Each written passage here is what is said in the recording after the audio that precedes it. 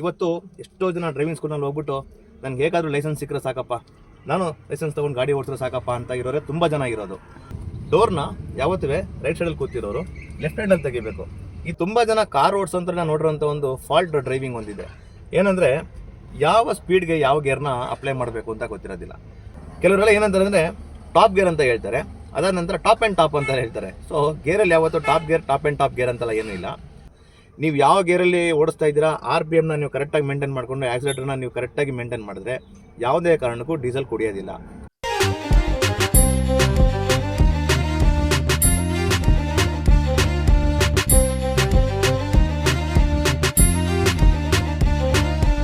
Sir, ತುಂಬ ಜನ ಕಾರ್ನ ತಂದು ಪಾರ್ಕ್ ಮಾಡಿದ್ಮೇಲೆ ಡೋರ್ ತೆಗೆ ಸಿಸ್ಟಮ್ ಇದೆಯಲ್ಲ, ಅದನ್ನು ಕೂಡ ತುಂಬ ಫಾಲ್ಟಾಗಿ ತೆಗಿತಾರೆ. ಅಬ್ಸರ್ವ್ ಮಾಡಿದ್ದೀರಾ ನೀವು?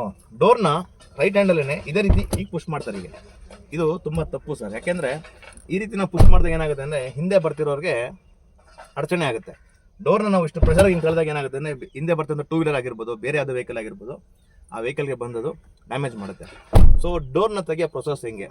ಇವತ್ತು ಎಷ್ಟೋ ಜನ ಡ್ರೈವಿಂಗ್ ಸ್ಕೂಲ್ನಲ್ಲಿ ಹೋಗ್ಬಿಟ್ಟು ನನಗೆ ಹೇಗಾದರೂ ಲೈಸೆನ್ಸ್ ಸಿಕ್ಕರೆ ಸಾಕಪ್ಪ, ನಾನು ಲೈಸೆನ್ಸ್ ತೊಗೊಂಡು ಗಾಡಿ ಓಡಿಸಿದ್ರೆ ಸಾಕಪ್ಪ ಅಂತ ಇರೋರೆ ತುಂಬ ಜನ ಇರೋದು.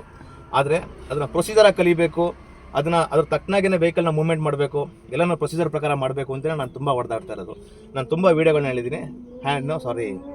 ಡೋರ್ನ ಯಾವ ರೀತಿ ಓಪನ್ ಮಾಡಬೇಕು ಅಂದರೆ, ಡೋರ್ನ ಓಪನ್ ಮಾಡಬೇಕಂದ್ರೆ ಈಗ ಬಲಗಡೆ ಕೂತಿರೋಂಥವ್ರು ಡೋರ್ನ ಓಪನ್ ಮಾಡಬೇಕು ಅಂದರೆ ಲೆಫ್ಟ್ ಹ್ಯಾಂಡಲ್ಲಿ ತೆಗಿಬೇಕು.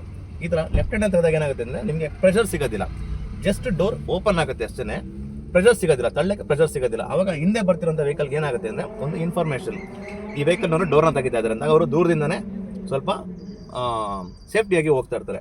ನೀವು ರೈಟ್ ಸೈಡಲ್ಲಿ ತಳ್ಳಿದಾಗ ಏನಾಗುತ್ತೆ ಅಂದರೆ ಹೆವಿ ಪ್ರೆಷರಾಗಿ ಓಪನ್ ಆಗುತ್ತೆ. ಅದೇ ನೀವು ಅಬ್ಸರ್ವ್ ಮಾಡಿ ನೋಡಿ, ಲೆಫ್ಟ್ ಹ್ಯಾಂಡಲ್ಲಿ ಓಪನ್ ಮಾಡ್ತೀವಿ ಅಂತಂದರೆ ಜಸ್ಟ್ ಓಪನ್ ಮಾಡ್ತೀವಿ ಅಷ್ಟೇ ಹೊರತು ತಳ್ಳಕ್ಕಾಗೋದಿಲ್ಲ. ಸೇಮ್ ಅದೇ ಥರ ಲೆಫ್ಟಲ್ಲಿ ಕೂತಿರೋರು ಲೆಫ್ಟ್ ಹ್ಯಾಂಡಲ್ಲಿ ಈ ಥರ ತಳ್ಳೋ ಬದಲು ರೈಟ್ ಹ್ಯಾಂಡ್ನ ಯೂಸ್ ಮಾಡಬೇಕು ಯಾವಾಗಲೂ ಡೋರ್ನ ಓಪನ್ ಮಾಡೋದಕ್ಕೆ. ಸೊ 4 ಡೋರು ಯಾವ್ಯಾವ ವೆಹಿಕಲ್ಗಳೆಲ್ಲ ಇದೆ ಕಾರ್ನಲ್ಲಿ, ಅವರೆಲ್ಲನೂ ದಯವಿಟ್ಟು ಇದೇ ಪ್ರೊಸೀಜರ್ನಲ್ಲಿ ಓಪನ್ ಮಾಡಿ.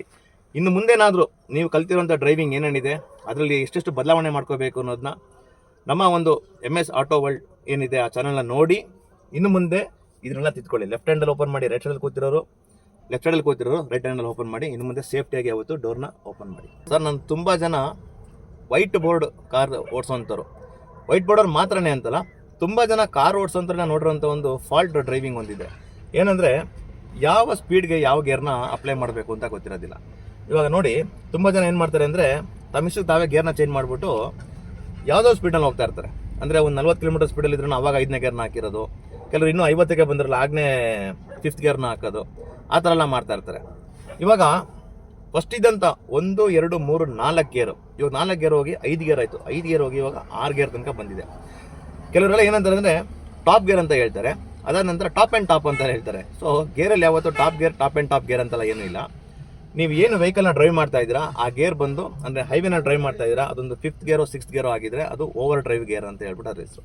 ಓಕೆನಾ? ಈ ಓವರ್ ಡ್ರೈವ್ ಗೇರ್ನ ಯಾವಾಗ ಹಾಕಬೇಕು, ಫಸ್ಟ್ ಗೇರಿಂದ ವೆಹಿಕಲ್ನ ಯಾವ ರೀತಿ ಮೂವ್ಮೆಂಟ್ ಮಾಡಬೇಕು ಅದನ್ನ ಹೇಳ್ಕೊಡ್ತೀನಿ.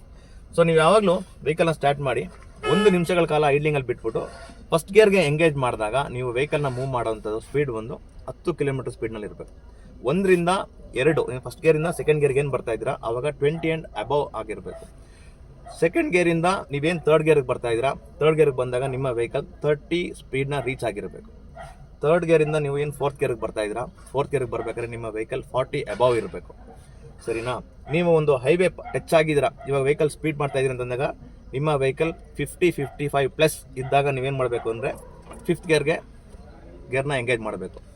ನಿಮ್ಮ ವೆಹಿಕಲ್ ಇನ್ನೂ ಸ್ಪೀಡ್ ಮೂವ್ಮೆಂಟಲ್ಲಿ ಇದೆ ಅಂತಂದಾಗ ನಿಮ್ಮ ವೆಹಿಕಲ್ ಒಂದು 60-65 ರೀಚ್ ಆದಾಗ ಏನು ಮಾಡಬೇಕು, ನೀವು 6th ಗೇರ್ಗೆ ನೀವು ಎಂಗೇಜ್ ಮಾಡಬೇಕು, ಮೀನ್ಸ್ ಓವರ್ ಡ್ರೈವ್ ಗೇರ್ಗೆ ಎಂಗೇಜ್ ಮಾಡಬೇಕು. ಇಲ್ಲಿ ಫಾಲ್ಟ್ ಏನಾಗ್ತಾ ಇದೆ ಅಂತಂದರೆ, ನಿಮಗೆ ಎಕ್ಸಾಂಪಲ್ ಕೊಟ್ಟು ಹೇಳಬೇಕು ಅಂದರೆ, ಸಿಟಿ ಸರ್ವಿಸ್ನಲ್ಲೇ ಮಾಡುವಂಥ ಸ್ಕೂಲ್ ಬಸ್ಗಳನ್ನ ನೀವು ನೋಡಿದ್ದೀರಾ, ಅದರಲ್ಲೂ ಸ್ಪೆಷಲಿ ಕೆಲವೊಂದು ಸ್ಕೂಲ್ ಬಸ್ಗಳು ಪಕ್ಕದಲ್ಲಿ ಹೋಗ್ಬೇಕು. ನೀವು ಅಬ್ಸರ್ವ್ ಮಾಡಿ, ಸೆಂಟ್ರ್ ಜಾಯಿಂಟ್ ಏನಿದೆ ಪ್ರೊಪೆಲ್ಲರ್ ಶಾಫ್ಟಲ್ಲಿ ಒಂದು ಗರ್ ಅಂತ ಸೌಂಡ್ ಬರ್ತಾ ಇರ್ತದೆ. ಏನಕ್ಕೆ ಅಂತಂದರೆ ಇವತ್ತಿನ ಸಿಸ್ಟಮ್ನಲ್ಲೆಲ್ಲ ಬಂದು ಗ್ರೀಸಿಂಗ್ಗಳಲ್ಲೆಲ್ಲ, ಗ್ರೀಸಿಂಗ್ ಇದ್ರೂ ಅಷ್ಟೇ, ರಬ್ಬರ್ ಬುಷ್ ಇದ್ರೂ ಅಷ್ಟೇ, ಏನಾಗುತ್ತೆ ಅಂತಂದರೆ ಬೇಗ ವೀಕ್ ಆಗಿಬಿಡ್ತದೆ. ಏನಕ್ಕೆ ವೀಕ್ ಆಗುತ್ತೆ ಅಂದರೆ, ಯಾವಾಗ ನೀವು ಇಂಜಿನ್ನ ಪವರ್ ಗ್ರೇಟ್ ಟ್ರಾನ್ಸ್ಮಿಷನ್ ಮುಖಾಂತರ ಸಂಬಂಧ ಪಡೆದೇ ಇರೋವಂಥ ಒಂದು ಪವರ್ನ ನೀವು ವೀಲ್ ಸಪ್ಲೈ ಮಾಡ್ತೀರಾ, ಆವಾಗ ಶಾಫ್ಟಲ್ಲಿರುವಂಥ ರಬ್ಬರ್ ಆಗಿರ್ಬೋದು, ಸ್ಟಾರ್ ಆಗಿರ್ಬೋದು, ಗ್ರೀಸಿಂಗ್ ಪಾಯಿಂಟ್ಗಳಾಗಿರ್ಬೋದು, ಆ ಪವರ್ನ ತಡೆಯೋಕ್ಕಾಗದೆ ವೈಬ್ರೇಷನ್ ಬಂದುಬಿಡ್ತದೆ. ಏನು ಕಾರಣ ಅಂತಂದರೆ, ಅದರಲ್ಲಿ ಫಸ್ಟ್ ಗೇರ್ನ ಕರೆಕ್ಟಾಗಿ ನೀವು ಮೂವ್ ಮಾಡಿರ್ತೀರ ಸ್ಕೂಲ್ ಬಸ್ನಲ್ಲಿ, ಸೆಕೆಂಡ್ ಗೇರ್ನು ಕರೆಕ್ಟಾಗಿ ಮೂವ್ ಮಾಡ್ತೀರಾ, ಥರ್ಡ್ ಗೇರ್ನಲ್ಲಿ ಫಾಲ್ಟ್ ಮಾಡ್ತೀರಾ. ಯಾವಾಗ ಅಂತಂದರೆ ಅದಿನ್ನೂ 30 ರೀಚ್ ಆಗಿರೋದಿಲ್ಲ, 20-25 ಒಳಗೆ ಇರ್ತದೆ. ಅವಾಗಲೇ ನೀವು ಥರ್ಡ್ ಗೇರ್ನ ಹಾಕ್ತೀರಿ. ಯಾಕೆಂತಂದರೆ ನಿಮ್ಮ ಒಂದು ಮೂಮೆಂಟ್ ಅಷ್ಟೇ ಇರ್ತದೆ, ತುಂಬ ಕಮ್ಮಿ ಮೂಮೆಂಟ್ ಇರ್ತದೆ. ಬಟ್ ನಿಮಗೆ ಗೇರ್ ಚೇಂಜ್ ಮಾಡಬೇಕು ಅಂತ ಅನಿಸ್ತಾ ಇರ್ತದೆ, ಆಯಿತಾ. ಇನ್ನೂ 60 ಬಂದಿರೋದಿಲ್ಲ, ಆಯಿತಾ, 15 ಬಂದಿರೋದಿಲ್ಲ. ಅವಾಗಲೇ ಏನು ಮಾಡ್ತಾರೆ ಅಂದರೆ 5th ಗೇರ್ ಹಾಕ್ಬಿಟ್ಟಿರ್ತಾರೆ ಬಸ್ನ. ಅವಾಗೇನಾಗುತ್ತೆ ಅಂದರೆ ಓವರಾಲ್ ಲೋಡ್ನ, ಇಂಜಿನ್ ಪವರ್ನ ಸಪ್ಲೈ ಮಾಡಿ ಟ್ರಾನ್ಸ್ಮಿಷನ್ ಮುಖಾಂತರ ಪವರ್ನ ವೀಲಿಗೆ ಕಳಿಸ್ತಾ ಇರ್ತದೆ ಹೊರತು ಸಂಬಂಧಪಟ್ಟಿರೋಂಥ ಪವರ್ ಬಂದು ಪ್ರೊಪೆಲ್ಲರ್ ಶಾಫ್ಟಲ್ಲಿ ಇರೋದಿಲ್ಲ. ಆವಾಗ ನಿಮ್ಗೆ ಏನಾಗುತ್ತೆ ಅಂದರೆ ಈ ರಬ್ಬರ್ ಬುಷ್ ಆಗಿರ್ಬೋದು, ಸ್ಟಾರ್ಗಳಾಗಿರ್ಬೋದು, ಗ್ರೀಸಿಂಗ್ ಪಾಯಿಂಟ್ಗಳಾಗಿರ್ಬೋದು ಬೇಗ ಹೋಗ್ಬಿಡ್ತದೆ. ಇನ್ನು ಮುಂದೆ ಇಲ್ಲ ಏನು ತಿಳ್ಕೊಂಬಿಟ್ಟಿದ್ದಾರೆ ಅಂತಂದರೆ ವೆಹಿಕಲ್ನ ಸೂಟಬಲ್ ಗೇರ್ಗೆ ನಾವು ಎಂಗೇಜ್ ಮಾಡಿಲ್ಲ ಸಿಟಿ ಸರ್ವಿಸ್ನಲ್ಲಿ ಅಂತಂದರೆ ಡೀಸೆಲ್ ಕುಡಿದ್ಬಿಡುತ್ತೆ ಅಂತ ತಿಳ್ಕೊಂಬಿಟ್ಟಿದ್ದಾರೆ. ನೀವು ಯಾವ ಗೇರಲ್ಲಿ ಓಡಿಸ್ತಾ ಇದ್ದೀರಾ, RPMನ ನೀವು ಕರೆಕ್ಟಾಗಿ ಮೇಂಟೈನ್ ಮಾಡಿಕೊಂಡು ಆಕ್ಸಿಲೇಟರ್ನ ನೀವು ಕರೆಕ್ಟಾಗಿ ಮೇಂಟೈನ್ ಮಾಡಿದ್ರೆ ಯಾವುದೇ ಕಾರಣಕ್ಕೂ ಡೀಸೆಲ್ ಕುಡಿಯೋದಿಲ್ಲ.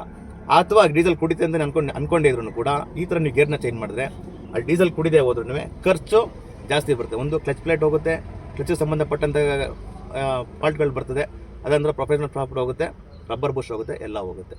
ಅದ್ರ ಬದಲು ಸೂಟಬಲ್ ಗೇರ್ಗೆ ಸೂಟಬಲ್ ಸ್ಪೀಡ್ನ ನೀವು ಯಾವಾಗಲೂ ವೆಹಿಕಲ್ನ ಮೇಂಟೈನ್ ಮಾಡೋದು ತುಂಬ ಒಳ್ಳೆಯದು.